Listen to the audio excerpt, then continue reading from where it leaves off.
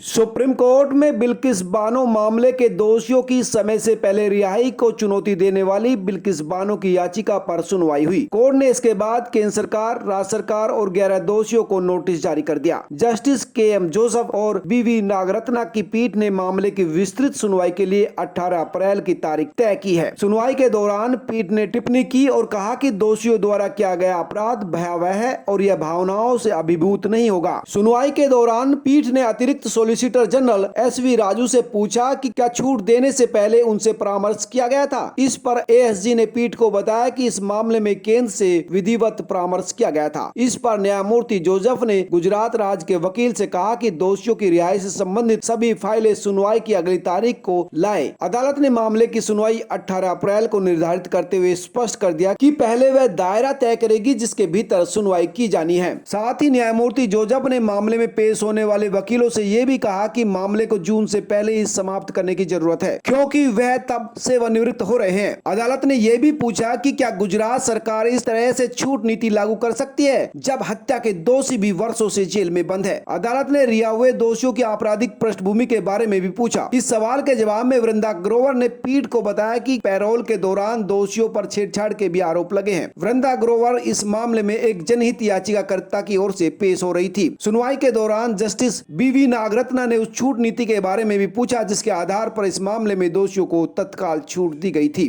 दोनों न्यायमूर्तियों ने रिहाई पर बेहद सख्त सिग्नल दिया है। कोर्ट ने कहा कि वे रिहाई के फैसले को 3 कसौटियों पर परखेगा। पहली कसौटी होगी मुंबई के ट्रायल कोर्ट के जज की वह राय जिसमें उन्होंने छूट का विरोध किया था। दूसरी होगी अपराध की जघन्यता और तीसरी होगी दोषियों की अप्रत्याशित रिहाई। जबकि उम्र कैद की सजा पाए दूसरे दोषी अब भी सालों से सलाखों के पीछे हैं। गौरतलब है कि 2002 में गुजरात दंगों के दौरान बिल्किस बानो से सामूहिक बलात्कार हुआ था और उसके बाद उसके घर वालों की भी हत्या कर दी थी। सुप्रीम कोर्ट ने इसे भयावह कृत्य बताते हुए गुजरात सरकार से पूछा है कि क्या दोषियों को छोड़ते समय हत्या के दूसरे मामलों में अपनाए जाने वाले मानक अपनाए गए हैं। कोर्ट ने साफ कह दिया कि भावनाओं से प्रभावित हुए बगैर कानून को देखेगा। दरअसल बिल्किस बानो ने दोषियों को समय से पहले छोड़ने के मामले के फैसले को लेकर सुप्रीम कोर्ट में चुनौती दी है। अगस्त 2022 में रिहाई के बाद इन दोषियों को माला पहना कर सम्मान करते हुए भी तस्वीर सामने आई थी। गोधरा के एक दफ्तर में इनका भव्य स्वागत किया गया था। ये लोग विश्व हिंदू परिषद के पदाधिकारी भी बताए गए थे। बिल्किस बानो केस के 11 दोषियों में से एक शैलेश भट्ट के साथ हाल ही में यानी 25 मई को ही दाहोद में एक कार्यक्रम के दौरान बीजेपी एमपी और एमएलए मंच पर दिखे। दोषियों को सांसद जसवंत सिंह भभौर और विधायक शैलेश भभौर के साथ देखा गया और इसके बाद विपक्ष ने इस बात की आलोचना भी की थी और अब इन लोगों की मुश्किलें बढ़ सकती है।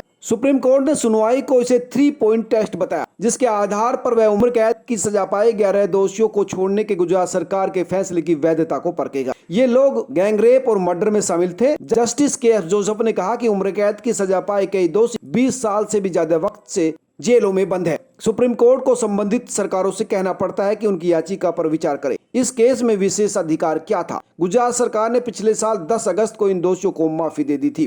कोर्ट के आदेश पर इन केस की सुनवाई गुजरात से मुंबई ट्रांसफर की गई थी क्योंकि वे जेल में 15 साल से ज्यादा का वक्त काट चुके थे और उनका जेल में बर्ताव भी अच्छा था। सबसे महत्वपूर्ण बात यह है कि मुंबई के ट्रायल कोर्ट के जज और सीबीआई किसी भी तरह की छूट के खिलाफ थे क्योंकि इन लोगों ने जघन्य अपराध किया था। दोषियों की याचिका को अलग रखते हुए सुप्रीम कोर्ट ने बानो की याचिका को लीड पिटीशन माना है।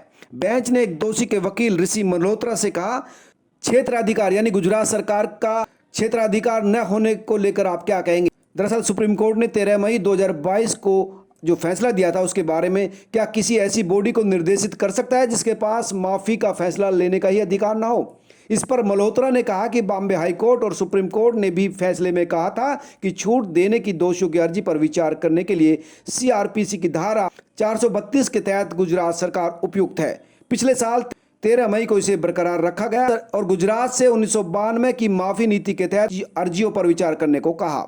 मल्होत्रा ने आगे कहा कि 13 मई के फैसले पर पुनर्विचार करने की बिल्किस बानो की अर्जी सुप्रीम कोर्ट ने खारिज कर दी थी। उन्होंने कहा कि बानो के पास रिट पिटीशन नहीं बल्कि क्यूरेटिव पिटीशन करने का ही विकल्प बचता था। दोस्तों, आप क्या सोचते हैं? आप कमेंट करके जरूर बताएं। नमस्कार।